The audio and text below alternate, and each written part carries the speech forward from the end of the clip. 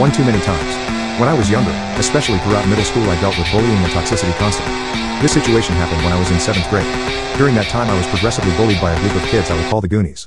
I'm not a small person and I never have been around that time. I was around 5'11 plus 150 pound. Although I'm big for my age, I've never been one to fight back. I have impulse control issues and ADHD, so when I get worked up I have a hard time calming down or I got overboard. Even so, I can mostly hold back my emotions when on medication. The Goonies, the group of kids who constantly made my life hard throughout my school experience. The group comprised 5 to 6 kids, mostly small and on the football team, but due to their numbers they had an advantage over most people in my school. They preyed consistently on people who were without a group. Most of the time they just took food items during lunch and asked for money from others. On the bad days, they would fight others and take whatever they wanted. They had been preying on me and my group of friends for a while, mostly talking shit and taking food. This time was different though. I had worn my grandfather's chain and crossed to school I had gotten as an inheritance when he passed the week before.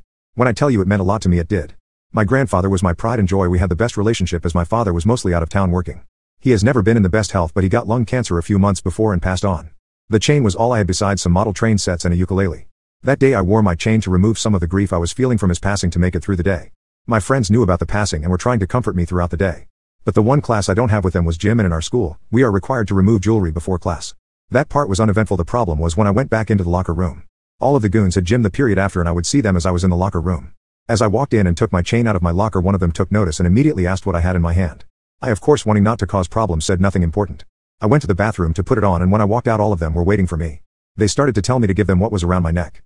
At the moment I was on the verge of tears because I didn't want to lose one of the only things I had left to remember my grandfather. So I made a run for it.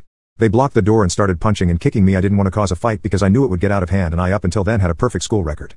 When they stopped I sat up and started to try and leave. The main Goonie, the leader of the pack, grabbed the chain and ripped it off me, breaking it and mangling the cross that my grandfather took such pride in. He started laughing as I stared at him in pure disbelief. I saw red.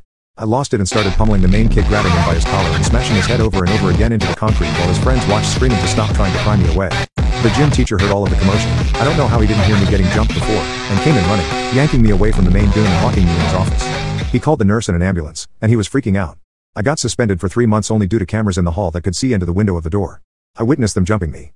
The only reason I didn't get arrested was that camera. Thank God for technology. This might not seem like nuclear revenge yet, but here's the list you are waiting for.